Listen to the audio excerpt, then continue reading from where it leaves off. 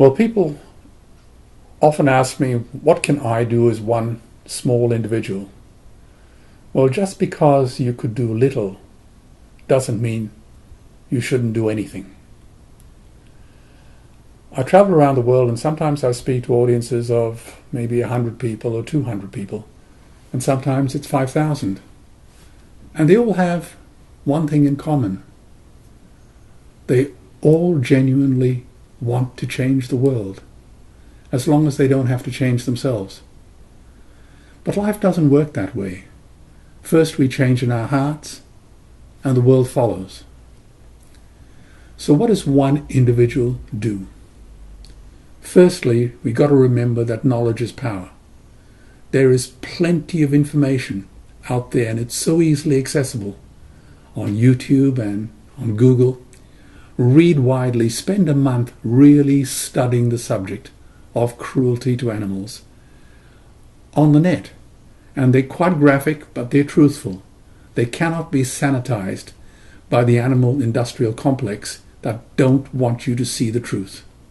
So please spend at least a month studying it. You will be naturally drawn to a different way of life, one which eschews violence of any kind, particularly to the powerless. You will be naturally drawn to a vegan lifestyle and a vegan philosophy.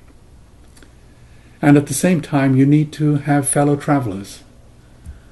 There are so many wonderful NGOs and organizations who are crying out for members and friends to participate in this progress.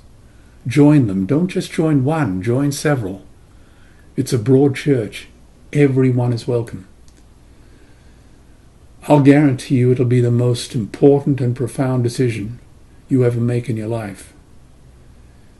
There is no choice.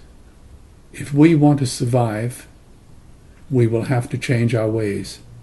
And when people say, are we sustainable under these current circumstances? I say absolutely not.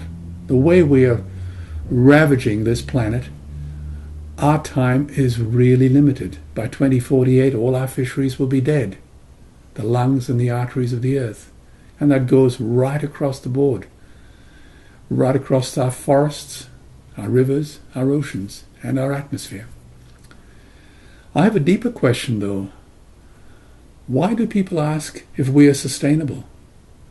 Do we really need to ask that question? What have we done to deserve it?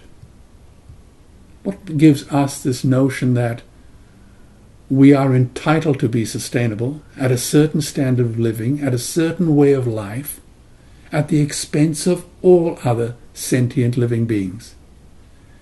It is preposterous to even ask the question. So, to get back to what you raised, learn as much as you can, join as many fellow travelers as you can, and spread the message. Time is running out, and we only get one chance to do it right. Thanks.